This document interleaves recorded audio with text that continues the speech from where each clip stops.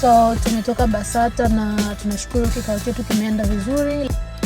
Moja kati ya changamoto kubwa ambazo wanakutana nazo wasanii especially wa Bongo ni baada ya kutoka katika piki na kuenda katika level ambazo ni za down. Unakuta msanii alikuwa kwenye chat anazungumziwa, anakiachia kazi na trend, lakini baada ya siku ngoma zinaanza kushuka. Yes, tunaanza kupata taarifa kwamba sasa hivi ana depression, msongo wa mawazo, vitu kama hizo hapo, anatumia madawa kulevya, anatumia pombe sana.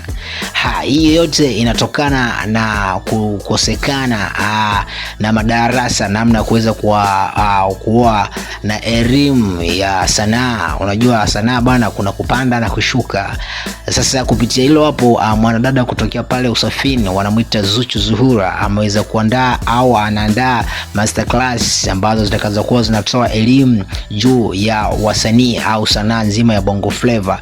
Madarasa hayo yatahusiana na wasanii pekee yao ambao ataweza kufundisha mambo ambayo yanahusiana namna kuishi ukiwa kama star na namna kuishi pindi utakapokuwa umedrop katika hadhi yako ya star na kushuka chini, namna kuweza kutunza kipato chako ambacho ulikusanya katika pindi ulipokuwa kwenye piki, namna kuweza pia kukizaharisha na namna kuweza kuishi katika hali yoyote utakayokuwa nayo baada ya kutoka kwenye hali ya kushine na kudrop, vitu kama hivyo hapo. Hizo zinaitwa masterclass bana. Kwa Bongo hapa yeye ndo atakuwa mtu wa kwanza kuzianzisha hizo zipogo mbele Marekani mawapi.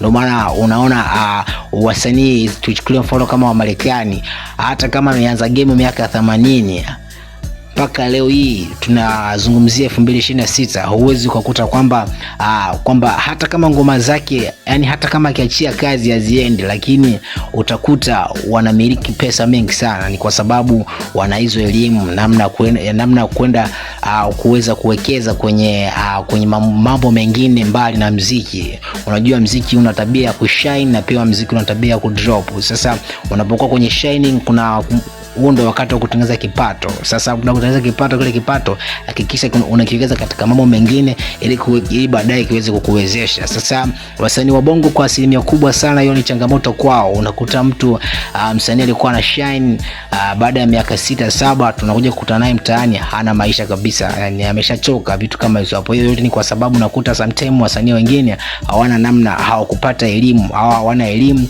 juu ya kile ambacho wanafanya. Wanajua kwamba kila siku atashine, akishine yeye kazi yake ni kubonda, starehe, hakumbuki kuwekeza. Sasa kupitia masterclass za Zuchu zitaweza kuwafundisha wasanii namna kuweza kumaintain kipato, namna kuweza kumaintain kuishi kistar, namna kuweza kumaintain siku kidrop kwenye kazi zako na uweze kuwa kile ambacho unakipata kwenye ustaa wako uweze kukiwekeza katika mambo mengine. Tunahitaji investment, vitu kama hizo hapo. So Zuchu yupo kwenye utayarishaji wa mwisho kabisa kuweza kuandaa hayo madarasa, na madarasa hayo bana atachukua zaidi ya watu 300. So Zuchu bana ameweza kuona mbali sana, anataka kwenda kuokoa wasanii ambao bado hawana hiyo darasa, hawana hiyo elimu, vitu kama hizo hapo bana. Ni Sport Media, tafadhali subscribe unapata info mbalimbali kupitia hapa Sport Media. So tumetoka BASATA na tunashukuru kikao chetu kimeenda vizuri. Lengo lilikuwa ni kupeleka idea nzima ya Zuchu Masterclass 2026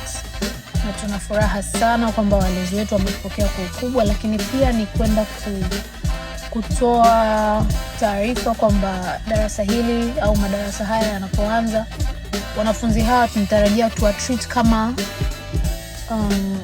wasanii watarajiwa. Hivyo basi tumetoa ombi na shauri ya kuwalipia usajili wao. Kwa hiyo tunatarajia wanafunzi 300, na hata kama wakiwa less or more haiwezekani, lakini hata kama wakiwa less, wanafunzi hao watakuwa ni wasajili rasmi wa BASATA. Kwa hiyo ukimalizana na madarasa yetu haya utakuwa ni msanii rasmi na unaweza kufanya kazi zako za sanaa bila kipingamizi chochote. So nawakaribisha watu wote ambao wangependa kushiriki kwenye madarasa haya. More details tutazi announce kesho. Tuna press conference, so stay tuned. Zuchu Masterclass 2026. Tukutane darasani.